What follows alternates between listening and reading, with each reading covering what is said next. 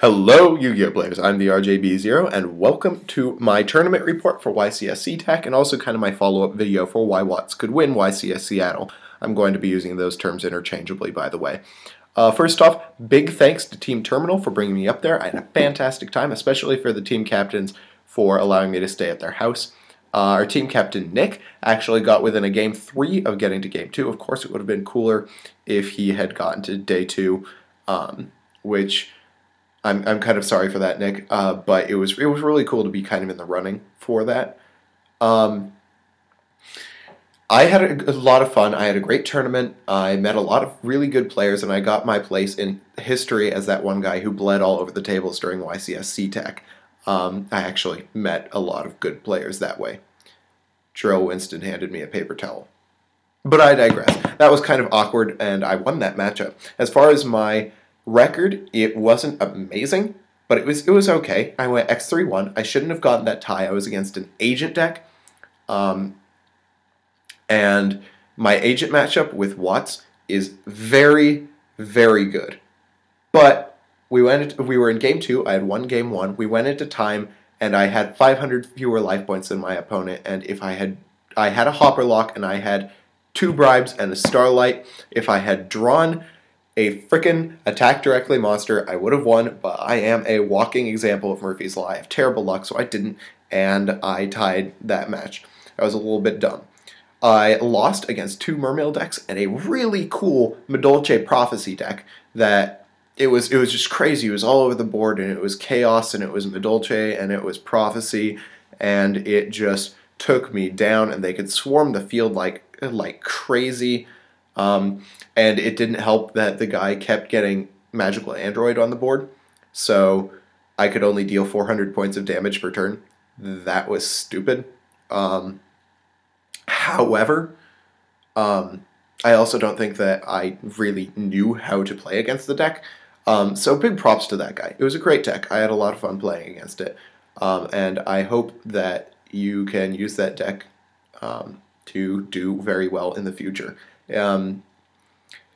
As far as why Watts didn't win YCS Seattle, in my build, I did a couple of stupid things. The first was running Solemns. The deck goes into time a lot, so running yourself out of life points is a bad idea. I wish I had run Bottomlesses over Warnings. That would have done me a lot better.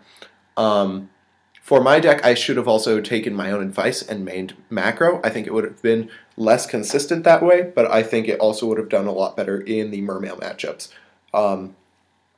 Sorry, my hair was looking weird. Anyway, speed, momentum. Those are the 2 biggest issues for the deck this tournament, and that's why I think that they didn't win YCS Seattle, was because Thunder Seahorse, though great, did not add the speed that it needed to add to the deck. The fact that it could only go for level 4s meant you could only go for Watt Cobras, Watt Pheasants, and Watt Giraffes, and people usually only run 1 or 2 Pheasants or Giraffes, so the Thunder Seahorse, in all likelihood, could probably only go for Watt Cobra, and that makes it a lot slower than it really needed to be.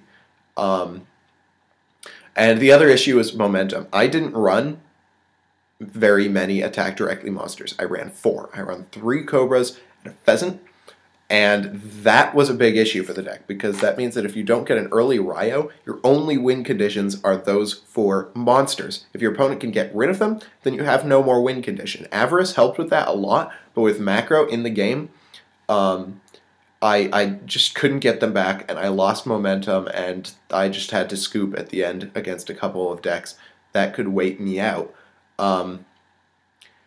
And let's see, I was going to say something else about it. Oh yes, I think a person could do very well if they did run more of the attack directly monsters, if they could get the Hopper Lock faster than I did, and if they had a little more recycling power than I did.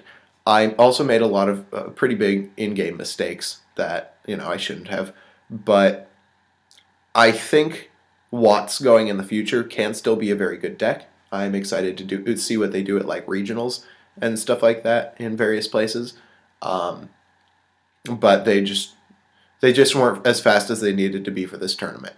As far as Inzektors I'm very impressed with. I've always been a big Inzektor hater. I think that I've always thought that they're like the least skillful deck ever made, except for maybe Six Sams, and maybe Blackwings. But I'm impressed with this build. I don't think it's one of the best decks of the format at all, in the slightest. I think it really fell through the cracks. People weren't running a lot of traps. I mean, your Chaos Dragon deck, you don't run traps. Your Agent deck, you don't really run traps. And your Mermail deck, you just kind of run Abyss Spheres. And that's it. The same with Prophecy.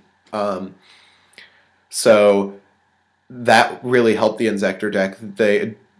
People also ran Max C over Valor, which helped the Inzektor deck, and people weren't running Shadowmere. They weren't siding Shadowmere because they preferred things like Soul Drain and Macrocosmos against the Dark World and Mermail matchup.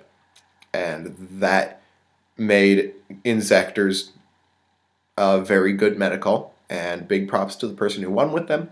I'm still kind of an Inzektor hater. I'll have to see some matchups for him to convince me that it was a more skillful deck than I would have thought. Those Threatening Roars were a great choice, by the way. Other than that, I am sorry that I haven't made much content in the last week. I've been very, very sick.